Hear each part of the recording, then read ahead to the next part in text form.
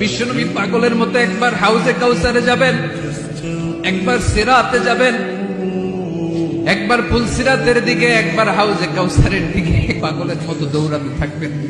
তার কোন গুনাহগার উম্মত যাতে জাহান্নামে ঢুকে না যায়, সেদিন কেউ সুপারিশ করতে পারবে না বিশ্বনবী ছাড়া। এজন্য ৫ নম্বর আল্লাহ বললেন, মান যাল্লাযী ইয়াশফাউ ইনদাহু ইল্লা বিইযনিহি। কার সাহস আছে, কার এত বড় বুকের পাটা কিয়ামতের কঠিন দিন আল্লাহর সামনে দাঁড়িয়ে সুপারিশ করবে? কারো ক্ষমতা নেই, কারো ক্ষমতা নাই। বিশ্বনবী সিজদায় পড়ে উম্মতের জন্য কাঁদবেন, সবাই কাঁদবে, নফসি নফসি, আল্লাহ আমারে বাঁচাও, আল্লাহ আমারে বাঁচাও। বিশ্বনবী বলবেন, উম্মতি উম্মতি।